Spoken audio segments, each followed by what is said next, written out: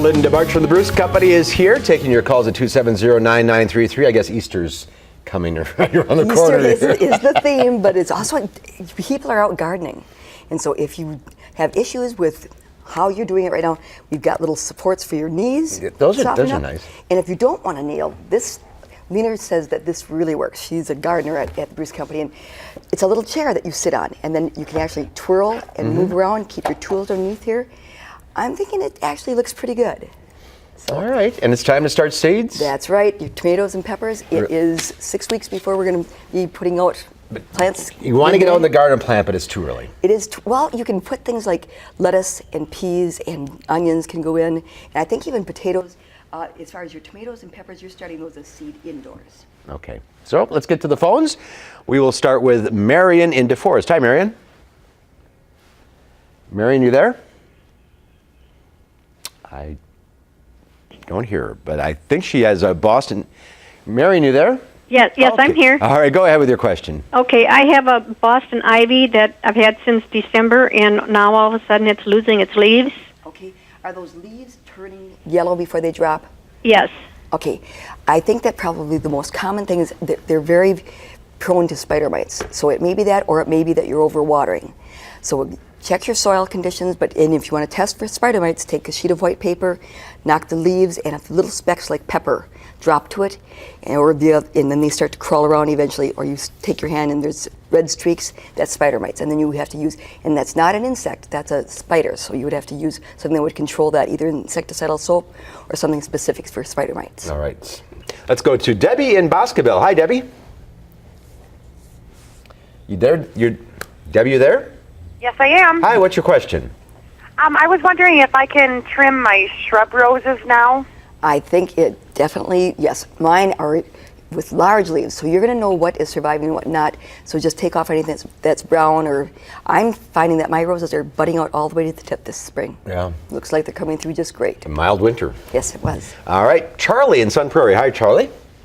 Hello. Hi, what's your question?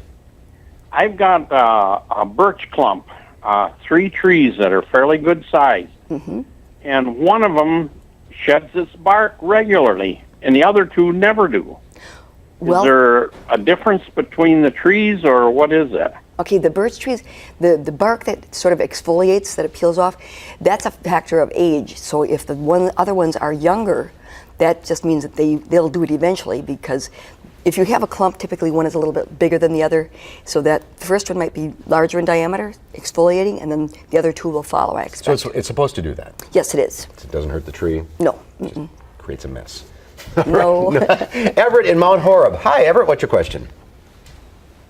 We plant amaryllis bulbs in the garden, and when we harvest them, they have a lot of root. How much root should be left on the bulb when you replant them? Okay, when you're replanting them in the spring, anything that doesn't look real healthy, I usually cut most of that back. Because when you're digging it up from the garden, you can let the roots on and the top and let that dry back, because that will help to actually help rebuild that bulb. And so then when you're potting it up, cut it back to probably 2 inches from the base of it. Make sure that the top part of that amaryllis bulb is left above the soil also. All right, let's go to Pamela in Monona. Hi, Pamela. I bought rhododendrons, one about 3 years ago and one about a year ago, and I planted them outside. Those are the beautiful, like purple lilac color flowering bushes. And they have not flowered either one of them since. What am I doing wrong? Well, you have them in enough sunlight, because they will tolerate some shade, but they really flower better if you have a pretty good amount of sun for them. Okay, and they are in shade, so you know what? They need to be in full sun then. Well, not necessarily full sun. If you can put them someplace where they get east light, that would be ideal. South might be a little bit much for them, but east would be just fine. All right, let's go. Let's see here. Let's go to Joyce in Beaver Dam. Hi, Joyce. Hi. Hi, what's your question? I saved a couple geraniums over the winter, and I've been watering them and everything, and they're blooming now. Can I put them outside at all yet? Or? Well, today, I put some plants outside that I will bring in tonight. I'm starting to harden some things off so they can be outside. So you could move it out during the day, But then you're going to have, we've got 33 coming on Wednesday. Yeah. And your geranium won't tolerate that yet. But you can put it out during the day and move it back in if that's not too much of a problem. Okay. Keep it out of the wind and real bright sun. All right. Just you want to put stuff out, but and do you take the yellow things out of the Easter lily? I want to know that. Yes, take these little, because they produce pollen, you just pull them off, and if you remove them, then the pistil doesn't get fertilized, and see, it doesn't get so messy in there. So yes, pull those off. And the flower will last longer? Yes, it will. All right. Happy Easter. Happy Easter. We're out of time. Stay on the line if you're there. Linda will take your call off the air. We'll be right back with the final check your forecast.